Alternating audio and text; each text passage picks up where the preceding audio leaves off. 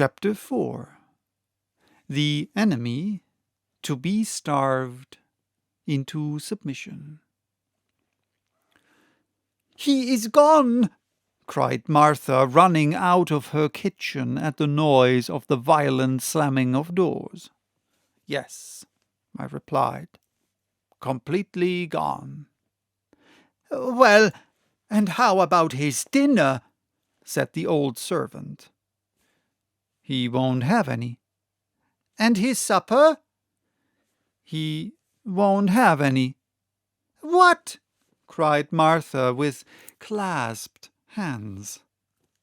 "No, my dear Martha, he will eat no more. No one in the house is to eat anything at all. Uncle Liedenbrock is going to make us all fast until he has succeeded in deciphering an undecipherable scrawl." "Oh, my dear, must we then all die of hunger?" I hardly dared to confess that, with so absolute a ruler as my uncle, this fate was inevitable. The old servant, visibly moved, returned to the kitchen, moaning piteously. When I was alone, I thought I would go and tell Gräuben all about it, but how should I be able to escape from the house? The professor might return at any moment, and suppose he called me, and suppose he tackled me again with this logomachy, which might vainly have been set before ancient Oedipus, and if I did not obey his call, who could answer for what might happen? The wisest course was to remain where I was. A mineralogist at Besançon had just sent us a collection of siliceous nodules which I had to classify, so I set to work. I sorted, labelled, and arranged in their own glass case all these hollow specimens, in the cavity of each of which was a nest of little crystals. But this work did not succeed in absorbing all my attention. That old document kept working in my brain. My head throbbed with excitement, and I felt an undefined uneasiness. I was possessed with a presentiment of coming evil. In an hour, my nodules were all arranged upon successive shelves. Then I dropped down into the old velvet armchair, my head thrown back and my hands joined over it. I lighted my long, crooked pipe with a painting on it of an idle-looking naiad. Then I amused myself watching the process of the conversion of the tobacco into carbon, which was by slow degrees making my naiad into a negress. Now and then I listened to hear whether a well-known step was on the stairs. No. Where could my uncle be at that moment?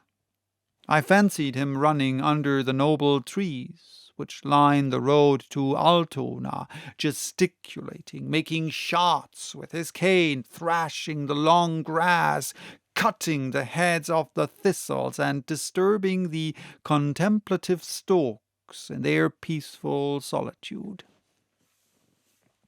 Would he return in triumph or in discouragement? Which would get the upper hand, he or the secret? I was thus asking myself questions, and mechanically taking between my fingers the sheet of paper mysteriously disfigured with the incomprehensible succession of letters I had written down, and I repeated to myself, "What does it all mean?" I sought to group the letters so as to form words. Quite impossible. When I put them together by 2s, 3s, 5s, or 6s, nothing came of it but nonsense. To be sure, The 14th, 15th, and 16th letters made the English word ice. The 83rd and 2 following made sir, and in the midst of the document, in the 2nd and 3rd lines, I observed the words rots, mutabile, ira, net, atra. Come now, I thought. These words seem to justify my uncle's view about the language of the document. In the 4th line appeared the word luco, which means a sacred wood. It is true that in the 3rd line was the word tabiled, which looked like Hebrew, and in the last the purely French words mer, arc, mer. All this was enough to drive a poor fellow crazy. 4 different languages in this ridiculous sentence.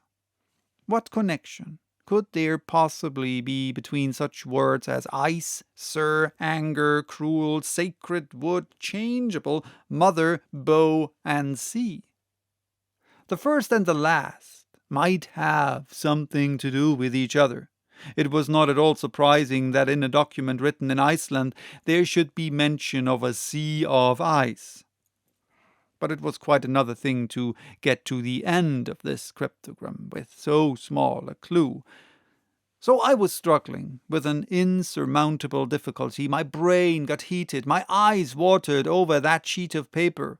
Its 132 letters seemed to flutter and fly round me like those motes of mingled light and darkness which float in the air around the head when the blood is rushing upwards with undue violence. I was a prey to a kind of hallucination. I was stifling. I wanted air. Unconsciously, I fanned myself with the bit of paper, the back and front of which successively came before my eyes.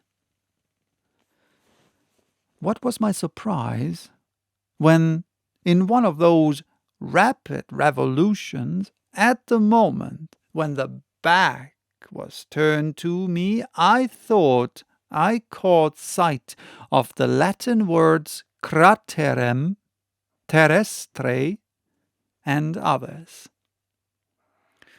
A sudden light burst in upon me. These hints alone gave me the first glimpse of the truth. I had discovered the key to the cipher. To read the document, it would not even be necessary to read it through the paper. Such as it was, just such as it had been dictated to me, so it might be spelt out with ease. All those ingenious professorial combinations were coming right. He was right as to the arrangement of the letters. He was right as to the language. He had been within a hair's breadth of reading this Latin document from end to end. But that hair's breadth, chance had given it to me. You may be sure I felt stirred up. My eyes were dim. I could scarcely see. I had laid the paper upon the table. At a glance, I could tell the whole secret. At last, I became more calm. I made a wise resolve to walk twice round the room quietly and settle my nerves, and then I returned into the deep gulf of the huge armchair. "Now I'll read it," I cried after having well distanced my lungs with air. I leaned over the table. I laid my fingers successively upon every letter, and without a pause, without one moment's hesitation, I read off the whole sentence aloud. Stupefaction. Terror. I sat overwhelmed as if with a sudden deadly blow. What? That which I read had actually really been done. a mortal man had had the audacity to penetrate— "Ah!" I cried, springing up. "But no, no, my uncle shall never know it. He would insist upon doing it too. He would want to know all about it. Ropes could not hold him, such a determined geologist as he is. He would start, in spite of everything and everybody, and he would take me with him, and we should never get back. No, never, never." My overexcitement was beyond all description. "No, no, it shall not be," I declared energetically. "And as it is in my power to prevent the knowledge of it coming into the mind of my tyrant, I will do it. By dint of turning this document round and round, he too might discover the key. I will destroy it." There was a little fire left on the hearth. I seized not only the paper, but Saknussemm's parchment. With a feverish hand, I was about to fling it all upon the coals and utterly destroy and abolish this dangerous secret, when the study door opened, and my uncle appeared. So, that was chapter 4. Bye-bye. Till next time, with chapter 5. Famine, then victory, followed by dismay.